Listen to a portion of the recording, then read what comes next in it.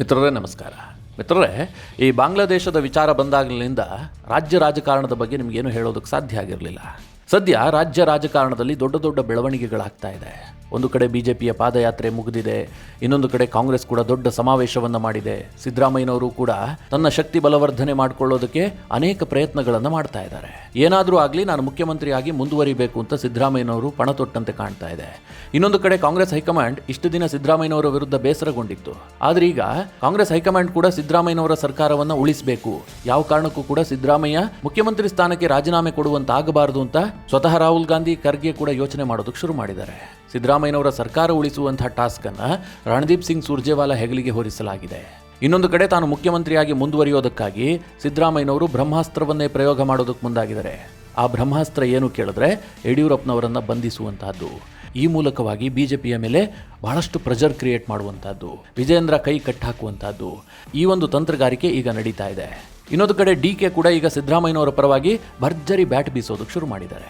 ಮಿತ್ರರೇ, ಈ ಎಲ್ಲ ಬೆಳವಣಿಗೆಗಳ ಹಿಂದೆ ದೊಡ್ಡ ರಾಜಕೀಯ ಲೆಕ್ಕಾಚಾರ ಇದೆ. ಇದೆಲ್ಲವುದನ್ನು ಈ ವಿಡಿಯೋದಲ್ಲಿ ನಿಮಗೆ ತಿಳಿಸುವಂತಹ ಪ್ರಯತ್ನ ಮಾಡ್ತೀನಿ. ನೀವು ಈ ವಿಡಿಯೋನ ಕೊನೆವರೆಗೂ ಮಿಸ್ ಮಾಡದೆ ನೋಡಿ.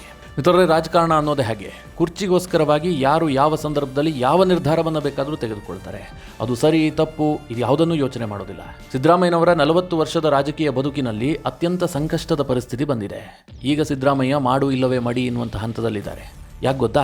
ಮೂಡ ಹಗರಣದಲ್ಲಿ ಎಲ್ಲ ವಿಧವಾಗಿಯೂ ಕೂಡ ಸಿದ್ದರಾಮಯ್ಯನವರು ಲಾಕ್ ಆಗಿದ್ದಾರೆ. 14 ಸೈಟ್ ಪಡೆದಂಥ ಹಗರಣದಲ್ಲಿ ಯಾರೂ ಕೂಡ ಅವರನ್ನು ನಂಬ್ತಾ ಇಲ್ಲ.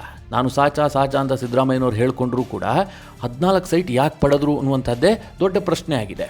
ಅದು ಅಲ್ಲದೆ ಸಿದ್ದರಾಮಯ್ಯನವರು ಏನು ಹೇಳಿಕೆ ಕೊಟ್ಟರು, ನಾನು ಸೈಟ್ಗಳನ್ನು ಹಿಂತಿರುಗಿಸ್ತೀನಿ ಅಂತ. ಅದರ ಅರ್ಥ ಏನು? ಎಲ್ಲೊಂದು ಕಡೆಯಲ್ಲಿ ಅವರು ತಪ್ಪು ಮಾಡಿದ್ದಾರೆ ಎನ್ನುವಂಥದ್ದು ಮೇಲ್ನೋಟಕ್ಕೆ ಸಾಬೀತಾಗುವಂತಾಗಿದೆ. ಈ ಪ್ರಕರಣ ಬಿಜೆಪಿಗೆ ದೊಡ್ಡ ಅಸ್ತ್ರ ಸಿಕ್ಕಿದೆ. ಬಿಜೆಪಿಯವರು ಹೋರಾಟ ಮಾಡ್ತಾ ಇದ್ದಾರೆ. 8 ದಿನದ ಮೈಸೂರು ಪಾದಯಾತ್ರೆಯನ್ನು ಕೈಗೊಂಡಿದ್ದಾರೆ. ಇನ್ನೊಂದು ಕಡೆಯಲ್ಲಿ ವಾಲ್ಮೀಕಿ ಹಗರಣವನ್ನು ಸೈಡ್ ಲೈನ್ ಮಾಡಿ ಮೂಡ ಹಗರಣವನ್ನೇ ಮುನ್ನೆಲೆಗೆ ತಂದಿದ್ದಾರೆ. JDS ಬಿಜೆಪಿ ಒಂದಾಗಿದೆ. ಸರ್ಕಾರದ ಮೇಲೆ ಒತ್ತಡ ಜಾಸ್ತಿ ಆಗ್ತಾ ಇದೆ. ಸಿದ್ದರಾಮಯ್ಯನವರಿಗೆ ಏನು ಮಾಡಬೇಕು ಗೊತ್ತಾಗ್ತಾ ಇಲ್ಲ. ಈಗಾಗಲೇ ಸಿದ್ದರಾಮಯ್ಯನವರು ಮೈಸೂರಿನಲ್ಲಿ ಬಿಜೆಪಿಗಿಂತ ಮೊದಲೇ ಒಂದು ಸಮಾವೇಶ ಮಾಡಿ ಶಕ್ತಿ ಪ್ರದರ್ಶನ ಮಾಡಿದ್ದಾರೆ. ಹಿಂದುಳಿದ ವರ್ಗದ ನಾಯಕ ನಾನು, ನನ್ನನ್ನು ಅಲ್ಲಾಡಿಸಿದ್ರೆ ಸುಮ್ಮನೆ ಬಿಡೋದಿಲ್ಲ, ನನಗೆ ದೊಡ್ಡ ಜನಬೆಂಬಲ ಇದೆ, ಹಿಂದುಳಿದ ವರ್ಗದ ನಾಯಕರನ್ನ ಇವತ್ತು ಬೆಳೆಯೋದಕ್ಕೆ ಬಿಡ್ತಾ ಇಲ್ಲ, ಆ ರೀತಿಯಾದಂಥ ಒಂದು ನರೇಟಿವ್ ಬಿಲ್ಡ್ ಮಾಡುವ ಕೆಲಸವನ್ನು ಕೂಡ ಸಿದ್ದರಾಮಯ್ಯನವರು ಮಾಡಿದ್ದಾರೆ. ಮಿತ್ರರೇ, ಇಂತಹ ಕೆಲಸ ಅನೇಕರು ಮಾಡ್ತಾರೆ. ಯಡಿಯೂರಪ್ಪನವರು ಕೂಡ ತನ್ನ ಮುಖ್ಯಮಂತ್ರಿ ಗಾದಿ ಹೋಗುತ್ತೆ ಎಂದಾಗ ಲಿಂಗಾಯತ ಸಮುದಾಯದ ಶ್ರೀಗಳನ್ನೆಲ್ಲ ತನ್ನ ಮನೆಗೆ ಕರೆಸ್ಕೊಂಡ್ರು, ಒಂದು ದೊಡ್ಡ ಸಭೆ ಮಾಡಿದ್ರು. ಇದೆಲ್ಲ ಏನು ಸೂಚಿಸುತ್ತೆ? ನನ್ನ ಹಿಂದೆ ಈ ಸಮುದಾಯ ಇದೆ, ನನ್ನನ್ನು ಮುಟ್ಟಿದ್ರೆ ನಿಮ್ಮ ಪಕ್ಷಕ್ಕೆ ಡ್ಯಾಮೇಜ್ ಆಗುತ್ತೆ ಅಂತ ಈ ಸಂದೇಶ ಹೋಯಿತು. ಈಗ ಸಿದ್ದರಾಮಯ್ಯನವರು ಕೂಡ ಅಂತಹದೇ ಶಕ್ತಿ ಪ್ರದರ್ಶನಕ್ಕೆ ಮುಂದಾಗಿದ್ದಾರೆ. ಆದರೂ ಕೂಡ ಕೇಂದ್ರ ಸರ್ಕಾರ ಈಗಾಗಲೇ ರಾಜ್ಯ ಬಿಜೆಪಿಗೆ ಬಹಳ ಸ್ಪಷ್ಟವಾಗಿ ಸೂಚನೆ ಕೊಟ್ಟಿದೆ, ಸಿದ್ದರಾಮಯ್ಯನವ್ರನ್ನ ಈ ಹಗರಣದಲ್ಲಿ ಯಾವ ಕಾರಣಕ್ಕೂ ಕೂಡ ಬಚಾವಾಗೋದಕ್ಕೆ ಬಿಡಬಾರ್ದು ಅಂತ. ಹೀಗಾಗಿ ಸಿದ್ದರಾಮಯ್ಯನವರ ರಾಜೀನಾಮೆ ಪಡೆದಿದ್ದೇ ಆದರೆ ಕಾಂಗ್ರೆಸ್ಗೆ ದೊಡ್ಡ ಹಿನ್ನಡೆ ಆಗುತ್ತೆ. ಅದರಲ್ಲಿ ಯಾವುದೇ ಡೌಟ್ ಇಲ್ಲ. ರಾಷ್ಟ್ರ ಮಟ್ಟದಲ್ಲಿ ಹಿನ್ನಡೆ ಆಗುತ್ತೆ. ಈಗೇನು ಗ್ಯಾರಂಟಿ ಇರಬಹುದು, ಬೇರೆ ಬೇರೆ ಯೋಜನೆಗಳಿಂದ ಕರ್ನಾಟಕ ದೊಡ್ಡ ಹೆಸರು ಮಾಡ್ತಾ ಇದೆ. ಕಾಂಗ್ರೆಸ್ ಏನು ಹೇಳ್ತಾ ಇದೆ? ಕರ್ನಾಟಕ ಮಾಡಲ್ ಅಂತ ಹೇಳ್ತಾ ಇದೆ. ಈ ಹಿಂದೆ ಬಿಜೆಪಿಯವರು ಗುಜರಾತ್ ಮಾಡಲ್ ಹೇಳಿದ್ರಲ್ಲ, ಈಗ ಕರ್ನಾಟಕ ಮಾಡಲ್ ಅಂತ ಕಾಂಗ್ರೆಸ್ ಹೇಳ್ತಾ ಇದೆ. ಕರ್ನಾಟಕ ಸರ್ಕಾರದ ಮೇಲೆ ಮೇಲಿಂದ ಮೇಲೆ ಭ್ರಷ್ಟಾಚಾರದ ಆರೋಪ ಬರ್ತಾ ಇದೆ. ಆ ಭ್ರಷ್ಟಾಚಾರದ ಆರೋಪದ ಕಾರಣದಿಂದಾಗಿಯೇ ಸಿದ್ದರಾಮಯ್ಯನವರಂತಹ ನಾಯಕ ರಾಜೀನಾಮೆ ಕೊಟ್ಟಿದ್ದೆ ಆದರೆ ಕಾಂಗ್ರೆಸ್ಗೆ ಮುಖಭಂಗ ಆಗುತ್ತೆ. ಹೀಗಾಗಿ ರಾಹುಲ್ ಗಾಂಧಿ ಈ ಮೊದಲು ಏನು ಅಂದ್ಕೊಂಡಿದ್ರು, ನಾಯಕತ್ವ ಬದಲಾವಣೆ ಮಾಡಿಬಿಟ್ರೆ ಒಳ್ಳೆಯದು ಅಂತ. ಆದರೆ ಈಗ ರಾಹುಲ್ ಗಾಂಧಿಗೆ ಅನ್ನಿಸ್ತಾ ಇದೆ, ಯಾವ ಕಾರಣಕ್ಕೂ ಕೂಡ ಈಗ ನಾಯಕತ್ವ ಬದಲಾಯಿಸಬಾರ್ದು. ಒಂದು ವೇಳೆ ನಾಯಕತ್ವ ಬದಲಾವಣೆ ಮಾಡಿದ್ದೆ ಆದರೆ ಹಗರಣವನ್ನು ಒಪ್ಪಿಕೊಂಡಂತಾಗುತ್ತೆ, ಹಗರಣ ನಡೆದಿದೆ ಅಂತಾಗುತ್ತೆ. ಆಗ ಬಿಜೆಪಿಯವರಿಗೆ ಇನ್ನೂ ದೊಡ್ಡ ಅಸ್ತ್ರ ಆಗುತ್ತೆ, ರಾಷ್ಟ್ರ ಮಟ್ಟದಲ್ಲಿ ನಮಗೆ ಹಿನ್ನಡೆ ಆಗುತ್ತೆ ಅಂತ ರಾಹುಲ್ ಗಾಂಧಿಗೆ ಅನಿಸಿದೆ. ಸದ್ಯ ಸರ್ಕಾರವನ್ನು ಬಚಾವ್ ಮಾಡಿಕೊಳ್ಬೇಕು, ಬಿಜೆಪಿಯನ್ನು ಎಲ್ಲ ವಿಧವಾಗಿಯೂ ಕಟ್ಟಾಕಬೇಕು. ಈಗ ಕಾಂಗ್ರೆಸ್ನವರು ಏನು ಆರೋಪ ಮಾಡ್ತಾ ಇದ್ದಾರೆ? ನಿಮ್ಮ ಭ್ರಷ್ಟಾಚಾರವನ್ನು ಹೊರತೆಗಿತೀನಿ, ನಿಮ್ಮ ಕಾಲದಲ್ಲಿ ಏನು ಕಡಿಮೆ ಭ್ರಷ್ಟಾಚಾರ ಆಗಿದೆಯಾ? ಮಿತ್ರರೇ, ಇದನ್ನೆಲ್ಲ ಜನ ಕೇಳೋದಿಲ್ಲ. ಯಾಕೆ ಗೊತ್ತಾ? ನೀವು ಭ್ರಷ್ಟಾಚಾರ ಮಾಡಿದ್ರಿ, ಹಾಗಾಗಿ ನಾವು ಮಾಡ್ತೀವಿ, ಹೀಗೆ ಹೇಳಿದಾಗುತ್ತೆ ಕಾಂಗ್ರೆಸ್ನವರ ವಾದ. ಇದು ಕಾಂಗ್ರೆಸ್ನವರಿಗೂ ಸ್ವಲ್ಪ ಅರ್ಥ ಆಗ್ತಾ ಇದೆ. ಬದಲಾಗಿ ಇದಕ್ಕಿಂತಲೂ ದೊಡ್ಡದಾದಂತಹ ಚಕ್ರವ್ಯೂಹ ರಚಿಸಿ ಬಿಜೆಪಿಯನ್ನು ಅದರಲ್ಲಿ ಮುಳುಗಿಸಬೇಕು. ಇದು ಈಗ ಕಾಂಗ್ರೆಸ್ನ ಲೆಕ್ಕಾಚಾರ.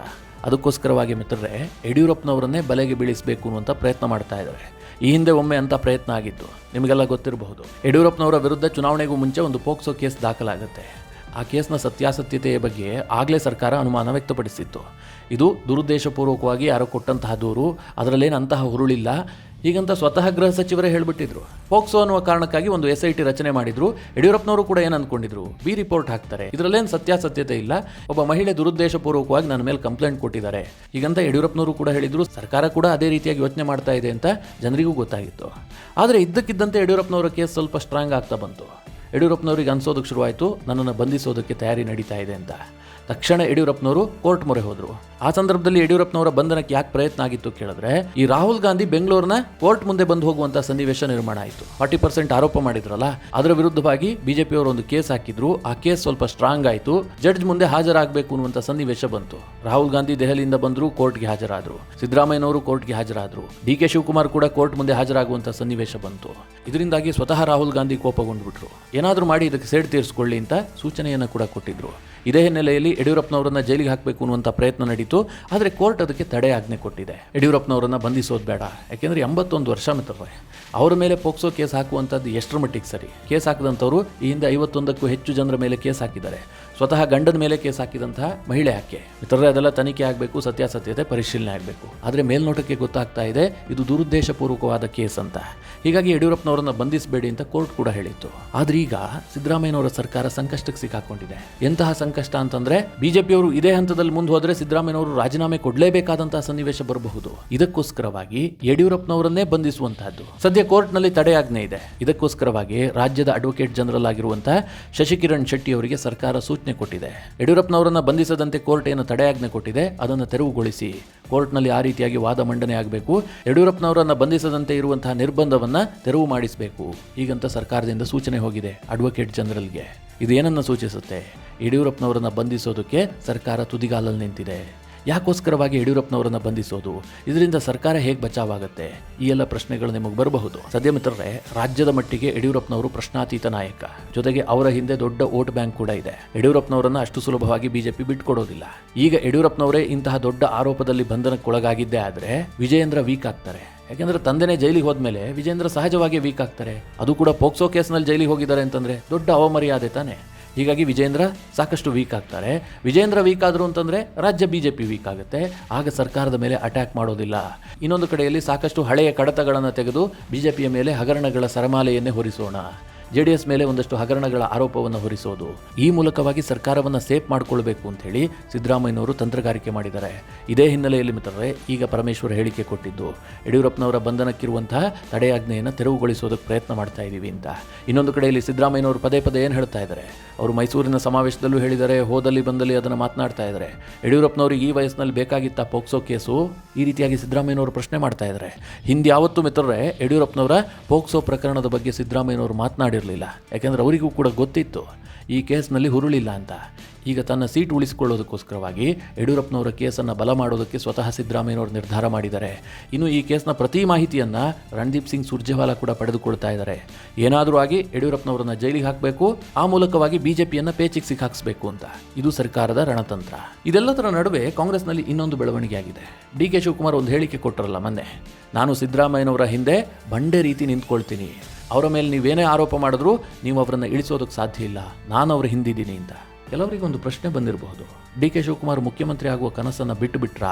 ಸಿದ್ದರಾಮಯ್ಯನವರನ್ನ ಕೆಳಗಿಳಿಸಿ ನಾನೇ ಮುಖ್ಯಮಂತ್ರಿ ಆಗಬೇಕು ಅಂತ ಡಿ.ಕೆ. ಶಿವಕುಮಾರ್ ಮಾಡ್ತಿರುವ ಪ್ರಯತ್ನ ಇಡೀ ರಾಜ್ಯಕ್ಕೆ ಗೊತ್ತು. ಆದರೆ ಡಿ.ಕೆ.ಶಿ ಇದ್ದಕ್ಕಿದ್ದಂತೆ ನಾನು ಬಂಡೆ ರೀತಿ ಸಿದ್ದರಾಮಯ್ಯನವರ ಹಿಂದೆ ನಿಂತ್ಕೊಳ್ತೀನಿ ಅಂತ ಹೇಳ್ತಾ ಇದ್ದಾರಲ್ಲ, ಏನಿದ್ರ ಅರ್ಥ? ಹೀಗೊಂದು ಪ್ರಶ್ನೆ ಅನೇಕರಿಗೆ ಬಂದಿರಬಹುದು. ಮಿತ್ರರೇ, ಡಿ.ಕೆ.ಶಿ ದೊಡ್ಡ ಗೇಮ್ ಪ್ಲಾನ್ ಮಾಡ್ತಾ ಇದ್ದಾರೆ. ಅದೇನು ಅಂತ ಹೇಳ್ತೀನಿ ಕೇಳಿ. ಅವ್ರಿಗೆ ಒಂದಂತೂ ಬಹಳ ಸ್ಪಷ್ಟವಾಗಿ ಗೊತ್ತಾಗಿದೆ, ಸದ್ಯಕ್ಕೆ ಸಿದ್ದರಾಮಯ್ಯನವ್ರನ್ನ ಇಳಿಸೋದಕ್ಕೆ ಕಾಂಗ್ರೆಸ್ ಹೈಕಮಾಂಡ್ ಮುಂದಾಗೋದಿಲ್ಲ. ನಾನು ಆಗಲೇ ಹೇಳಿದೆ ಯಾಕೆ ಅಂತ. ಈಗ ಇಳಿಸಿದ್ದೆ ಆದರೆ ಸರ್ಕಾರಕ್ಕೆ ಕೆಟ್ಟ ಹೆಸರು ಬರುತ್ತೆ, ಕಾಂಗ್ರೆಸ್ಗೆ ಕೆಟ್ಟ ಹೆಸರು ಬರುತ್ತೆ, ಹಗರಣದ ಆರೋಪ ಸಾಬೀತಾದಂತಾಗ್ಬಿಡುತ್ತೆ. ಇದಕ್ಕೋಸ್ಕರವಾಗಿ ಸಿದ್ದರಾಮಯ್ಯನವರನ್ನ ಕಂಟಿನ್ಯೂ ಮಾಡುವಂಥ ಅನಿವಾರ್ಯತೆ ಕೇಂದ್ರ ಹೈಕಮಾಂಡ್ಗೆ ಬಂದಿದೆ. ಸದ್ಯಕ್ಕೆ ಸಿದ್ದರಾಮಯ್ಯನವರು ಇಳಿಯೋದಿಲ್ಲ. 1 ವರ್ಷ ಆದ ನಂತರ ಸಿದ್ದರಾಮಯ್ಯನವರು ಇಳಿತಾರೆ ಅನ್ನುವಂಥ ಸನ್ನಿವೇಶ ಬಂದರೆ ಆಗ ನನ್ನ ಹೆಸರೇ ಮುನ್ನೆಲೆಗೆ ಬರಬೇಕು. ಒಬ್ಬ ಮಾಸ್ ಲೀಡರ್ ಇರ್ತಾರಲ್ಲ, ಅವರು ಅಧಿಕಾರ ತ್ಯಾಗ ಮಾಡುವಂತಹ ಸಂದರ್ಭದಲ್ಲಿ ಅವರಿಗೊಂದು ವೀಟೋ ಪವರ್ ಇರುತ್ತೆ. ಹೈಕಮಾಂಡ್ ಅವರ ಮಾತನ್ನು ಕೇಳಿಯೇ ಕೇಳುತ್ತೆ. ಯಾಕೆಂದ್ರೆ ಅವರು ಮುನಿಸ್ಕೊಂಡು ಬಿಟ್ಟರೆ ಪಕ್ಷಕ್ಕೆ ಡ್ಯಾಮೇಜ್ ಆಗುತ್ತೆ. ಈ ಹಿಂದೆ ಯಡಿಯೂರಪ್ಪನವ್ರ ವಿಚಾರದಲ್ಲೂ ಕೂಡ ಹೀಗೆ ಆಗಿತ್ತು. ಯಡಿಯೂರಪ್ಪನವರನ್ನ ಬಿಜೆಪಿ 2 ಬಾರಿ ಅಧಿಕಾರದಿಂದ ಇಳಿಸಿದೆ. ಮೊದಲನೇ ಬಾರಿಗೆ ಇಳಿಯುವಂತಹ ಸಂದರ್ಭದಲ್ಲಿ ಯಡಿಯೂರಪ್ಪನವರು ಏನು ಮಾಡಿದ್ರು? ಯಾವುದೇ ಕಾರಣಕ್ಕೂ ಕೂಡ ಅನಂತಕುಮಾರ್ ಮುಖ್ಯಮಂತ್ರಿ ಆಗಬಾರದು, ಆಗೋದಾದರೆ ಸದಾನಂದ ಗೌಡ್ರೇ ಆಗಬೇಕು ಅಂತ ಯಡಿಯೂರಪ್ಪನವರು ಪಟ್ಟು ಹಿಡಿದುಬಿಟ್ರು. ಇಲ್ಲದೆ ಹೋದರೆ ಪಕ್ಷವನ್ನೇ ಮುಳುಗಿಸ್ಬಿಡ್ತೀನಿ ಅಂತ. ಆಗ ಕೇಂದ್ರ ಹೈಕಮಾಂಡ್ ಒತ್ತಡಕ್ಕೊಳಗಾಯಿತು. ಯಡಿಯೂರಪ್ಪ ಯಾರನ್ನು ಸೂಚಿಸ್ತಾರೋ ಅವರನ್ನೇ ಮುಖ್ಯಮಂತ್ರಿ ಮಾಡಬೇಕಾಗಿ ಬಂತು. ಮಿತ್ರರೇ, ಅನಂತಕುಮಾರ್ ಆ ಕಾಲಕ್ಕೆ ದೊಡ್ಡ ನಾಯಕರಾಗಿದ್ದರು. ಅನಂತಕುಮಾರ್ಗೆ ಒಬ್ಬ ಮಾಸ್ ಲೀಡರ್ ಆಗುವಂಥ ಎಲ್ಲ ಕೆಪಾಸಿಟಿ ಇತ್ತು. ಒಂದು ವೇಳೆ ಆಗ ಅನಂತಕುಮಾರ್ ಏನಾದರೂ ರಾಜ್ಯದ ಮುಖ್ಯಮಂತ್ರಿ ಆಗಿದ್ದೇ ಆದರೆ ಯಡಿಯೂರಪ್ಪನವರು ಬದಿಗೆ ಹೋಗ್ಬಿಡ್ತಿದ್ರು. ಆದರೆ ಯಡಿಯೂರಪ್ಪನವರು ಸದಾನಂದ ಗೌಡರನ್ನ ಮುಖ್ಯಮಂತ್ರಿ ಮಾಡಿದ್ರು. ಜೊತೆಗೆ ಸದಾನಂದ ಗೌಡರನ್ನ ಬೆಳೆಸೋದಕ್ಕೂ ಬಿಟ್ಟಿಲ್ಲ. ಅಲ್ಲಿಗೆ ಯಡಿಯೂರಪ್ಪನೇ ಪ್ರಶ್ನಾತೀತ ನಾಯಕರಾಗಿ ಬಿಜೆಪಿಯಲ್ಲಿ ಉಳ್ಕೊಂಡ್ರು. ನಂತರ ಕೆಜೆಪಿ ಕಟ್ಟಿದ್ರೂ ಕೂಡ ಬಿಜೆಪಿಗೆ ಯಡಿಯೂರಪ್ಪ ಅನಿವಾರ್ಯ ಆಗ್ಬಿಡ್ತು. 2ನೇ ಬಾರಿಗೆ ಯಡಿಯೂರಪ್ಪ ಮತ್ತೆ ಮುಖ್ಯಮಂತ್ರಿ ಆಗ್ತಾರೆ. ಆಗಲೂ ಇಳಿಸಬೇಕಾದಂಥ ಸನ್ನಿವೇಶ ಬಂದಾಗ ಯಡಿಯೂರಪ್ಪನವರು ಬೊಮ್ಮಾಯಿ ಅವರನ್ನು ಸೂಚಿಸಿದ್ರು. ಬೇರೆ ಯಾರನ್ನು ಮುಖ್ಯಮಂತ್ರಿ ಆಗೋದಕ್ಕೆ ಬಿಟ್ಟಿಲ್ಲ. ಬಿಜೆಪಿಯಲ್ಲಿ ಮುಖ್ಯಮಂತ್ರಿ ಗಾದಿಗಾಗಿ ಅನೇಕರು ನಿಂತಿದ್ರು. ಹೊಸ ಹೆಸರುಗಳು ಕೇಳಿ ಬರ್ತಾ ಇತ್ತು. ಯತ್ನಾಳ್ ಆಗ್ತಾರೆ, ಸಿ.ಟಿ. ರವಿ ಆಗ್ತಾರೆ, ಪ್ರಹ್ಲಾದ್ ಜೋಶಿ ಆಗ್ತಾರೆ, ಅರವಿಂದ್ ಬೆಲ್ಲದ ಹೆಸರು ಕೇಳಿ ಬಂದಿತ್ತು, ಅನೇಕರ ಹೆಸರು ಕೇಳಿ ಬಂದಿತ್ತು. ಆದರೆ ಯಾರನ್ನೂ ಯಡಿಯೂರಪ್ಪ ಮುಖ್ಯಮಂತ್ರಿ ಆಗೋದಕ್ಕೆ ಬಿಟ್ಟಿಲ್ಲ. ಬಸವರಾಜ ಬೊಮ್ಮಾಯಿಯನ್ನೇ ಮುಖ್ಯಮಂತ್ರಿ ಮಾಡಬೇಕು ಅಂತ ಪಟ್ಟು ಹಿಡಿದ್ರು. ಹೈಕಮಾಂಡ್ ಕೂಡ ಮಣಿಬೇಕಾಗಿ ಬಂತು. ಅದು ಯಡಿಯೂರಪ್ಪನವರಿಗೆ ಸಿಕ್ಕಂತಹ ವೀಟೋ ಪವರ್. ಯಾಕಾಗಿ? ಅವರೊಬ್ಬ ಮಾಸ್ ಲೀಡರ್. ಅವರನ್ನು ಎದುರಾಕೊಂಡು ಬೇರೆಯವ್ರನ್ನ ಮುಖ್ಯಮಂತ್ರಿ ಮಾಡೋದು ಅಷ್ಟು ಸುಲಭ ಇರಲಿಲ್ಲ. ಈಗಲೂ ಮಿತ್ರರೇ, ಒಂದು ವೇಳೆ ಸಿದ್ದರಾಮಯ್ಯನವರನ್ನ ಅಧಿಕಾರದಿಂದ ಹೈಕಮಾಂಡ್ ಇಳಿಸುತ್ತೆ ಅಂತಾದರೆ ಸಿದ್ದರಾಮಯ್ಯನವರ ಮಾತನ್ನು ಕೇಳಲೇಬೇಕಾದಂಥ ಅನಿವಾರ್ಯತೆ ಬರುತ್ತೆ. ಡಿ.ಕೆ. ಶಿವಕುಮಾರ್ ಸದ್ಯ ರಾಜ್ಯದಲ್ಲಿ ಉಪಮುಖ್ಯಮಂತ್ರಿ, ಕೆಪಿಸಿಸಿ ಅಧ್ಯಕ್ಷ. ಹೀಗಾಗಿ ಅವರಿಗೆ ಮುಖ್ಯಮಂತ್ರಿ ಗಾದಿ ಕೊಡ್ತೀವಿ ಅಂತ ಹೈಕಮಾಂಡ್ ಹೇಳೋದಕ್ಕೆ ಸಾಧ್ಯ ಇಲ್ಲ. ಸಿದ್ದರಾಮಯ್ಯನವರು ಪ್ರಬಲವಾಗಿ ಡಿ.ಕೆ. ಶಿವಕುಮಾರನ್ನು ವಿರೋಧಿಸಿದ್ದೇ ಆದರೆ ಡಿ.ಕೆ.ಶಿ ಮುಖ್ಯಮಂತ್ರಿ ಆಗೋದು ಅಷ್ಟು ಸುಲಭ ಇಲ್ಲ. ಸಿದ್ದರಾಮಯ್ಯನವರ ಜೊತೆಗೆ ಅನೇಕ ನಾಯಕರಿದ್ದಾರೆ. ಸಿದ್ದರಾಮಯ್ಯನವರ ಮನಸ್ಸು ಕೂಡ ಅವರ ಪರವಾಗೇ ಇದೆ. ಒಂದು ಸತೀಶ್ ಜಾರಕಿಹೊಳಿ, ತುಂಬ ಜಾಣ್ಮೆಯ ನಾಯಕ ಅವರು. 2ನೇದಾಗಿ ಎಂ.ಬಿ. ಪಾಟೀಲ್, ಲಿಂಗಾಯತ ಸಮುದಾಯದ ನಾಯಕ. ಪರಮೇಶ್ವರ್, ದಲಿತ ವರ್ಗದ ನಾಯಕ. ರಾಜ್ಯದಲ್ಲಿ ದಲಿತ ಮುಖ್ಯಮಂತ್ರಿ ಆಗಬೇಕು ಅನ್ನುವಂಥ ದೊಡ್ಡ ಕೂಗಿದೆ. ಹೀಗಾಗಿ ಪರಮೇಶ್ವರನ್ನ ಮಾಡಿ ಅಂತ ಸಿದ್ದರಾಮಯ್ಯನವರು ಹೇಳಿಬಿಟ್ರೆ, ನಾನು ಅಹಿಂದ ವರ್ಗದ ನಾಯಕ, ನಾನು ಅಧಿಕಾರದಿಂದ ಇಳಿತಾ ಇದ್ದೀನಿ ಅಂತಂದರೆ ಒಬ್ಬ ದಲಿತ ಸಮುದಾಯದವರಿಗೆ ಕೊಡಬೇಕು, ಆ ಸಮುದಾಯಕ್ಕೆ ನ್ಯಾಯ ಸಿಗಬೇಕು ಅಂತ ಸಿದ್ದರಾಮಯ್ಯನವರು ಪಟ್ಟು ಹಿಡಿದಿದ್ದೆ ಆದರೆ ಡಿ.ಕೆ.ಶಿ ಮುಖ್ಯಮಂತ್ರಿ ಕನಸು ಭಗ್ನಗೊಂಡು ಹೋಗುತ್ತೆ. ಸಿದ್ದರಾಮಯ್ಯನವರ ವಿರೋಧವನ್ನು ಕಟ್ಟಿಕೊಂಡು ಹೈಕಮಾಂಡ್ ಆ ನಿರ್ಧಾರ ಮಾಡೋದಕ್ಕೆ ಸಾಧ್ಯ ಇಲ್ಲ. ಹೀಗಾಗಿ ಡಿ.ಕೆ. ಶಿವಕುಮಾರ್ ಈಗ ಸೇಫ್ ಗೇಮ್ ಆಡ್ತಾ ಇದ್ದಾರೆ. ನಾನು ಸಿದ್ದರಾಮಯ್ಯನವರ ಹಿಂದೆ ಬಂಡೆ ಅಂತ ನಿಂತ್ಕೊಳ್ತೀನಿ. ಇದು ಅವರ ರಾಜಕೀಯ ಚಾಣಾಕ್ಷತೆ. ಒಂದು ಕಡೆಯಲ್ಲಿ ಒಂದು ದೊಡ್ಡ ವೋಟ್ ಬ್ಯಾಂಕ್ ಕೂಡ ಡಿ.ಕೆ.ಶಿ ಪರವಾಗಿರುತ್ತೆ. ನಮ್ಮ ನಾಯಕ ಸಿದ್ದರಾಮಯ್ಯನಿಗೆ ಕಷ್ಟ ಬಂದಾಗ ಡಿ.ಕೆ. ಶಿವಕುಮಾರ್ ಜೊತೆಗೆ ನಿಂತಿದ್ರು ಅಂತ. 2ನೇದಾಗಿ ಸಿದ್ದರಾಮಯ್ಯನವರ ವಿರೋಧ ಕೂಡ ಎದುರಿಸೋದು ಬೇಡ. ಹೀಗಾಗಿ ಡಿ.ಕೆ. ಶಿವಕುಮಾರ್ ಈ ಸೇಫ್ ಗೇಮ್ ಮಾಡ್ತಾ ಇದ್ದಾರೆ. ಒಟ್ಟಿನಲ್ಲಿ ರಾಜ್ಯ ರಾಜಕಾರಣ ಬಹಳ ಕುತೂಹಲಕಾರಿ ಘಟ್ಟವನ್ನು ತಲುಪಿದೆ. ಮುಂದಿನ ಕೆಲ ದಿನಗಳಲ್ಲಿ ಅನೇಕ ಬೆಳವಣಿಗೆಗಳಾಗ್ತವೆ. ಒಂದು ವೇಳೆ ಯಡಿಯೂರಪ್ಪನವರ ಬಂಧನ ಆಗಿದ್ದೇ ಆದರೆ ರಾಜ್ಯ ರಾಜಕಾರಣ ಹೊಸ ದಿಕ್ಕಿನತ್ತ ತಿರುವು ಪಡೆದುಕೊಳ್ಳುತ್ತೆ. ಅದು ಯಾವ ರೀತಿ ಬೇಕಾದರೂ ಆಗಬಹುದು. ಬಿಜೆಪಿ ಮೇಲೆ ಜನರ ಸಿಂಪತಿ ಹುಟ್ಟಿದ್ರೂ ಆಶ್ಚರ್ಯ ಇಲ್ಲ, ಅಥವಾ ಸಿದ್ದರಾಮಯ್ಯನವರು ಇನ್ನಷ್ಟು ಸ್ಟ್ರಾಂಗ್ ಆದರೂ ಆಶ್ಚರ್ಯ ಇಲ್ಲ. ಎರಡೂ ಸಾಧ್ಯತೆಗಳಿದ್ದಾವೆ. ಮಿತ್ರರೇ, ಸರ್ಕಾರ ಉಳಿಸಿಕೊಳ್ಳೋದಕ್ಕೆ ಸಿದ್ದರಾಮಯ್ಯನವರು ಮಾಡ್ತಿರುವ ಪ್ರಯತ್ನಗಳ ಬಗ್ಗೆ ನಿಮಗೆ ಏನನ್ಸುತ್ತೆ? ನಿಮ್ಮ ಅನಿಸಿಕೆ ಅಭಿಪ್ರಾಯವನ್ನು ಕಮೆಂಟ್ ಮಾಡುವ ಮೂಲಕ ನಮಗೆ ತಿಳಿಸಿ. ಹಾಗೆ ನಿಮಗೆ ಈ ವಿಡಿಯೋ ಇಷ್ಟವಾದರೆ ಲೈಕ್ ಮಾಡಿ. ಜೊತೆಗೆ ನೀವಿನ್ನೂ ನಿಮ್ಮ ನೆಚ್ಚಿನ ಸಂಸ್ಕಾರ ಸೌರಭ ಯೂಟ್ಯೂಬ್ ಚಾನಲ್ನ ಸಬ್ಸ್ಕ್ರೈಬ್ ಮಾಡಿಲ್ಲ ಅಂತಾದರೆ ಈ ಕೂಡಲೇ ಸಬ್ಸ್ಕ್ರೈಬ್ ಮಾಡಿ. ಮುಂದಿನ ಎಲ್ಲ ಅಪ್ಡೇಟ್ಗಳ ನೋಟಿಫಿಕೇಷನ್ಗಾಗಿ ಬೆಲ್ ಐಕಾನ್ ಒತ್ತಿ.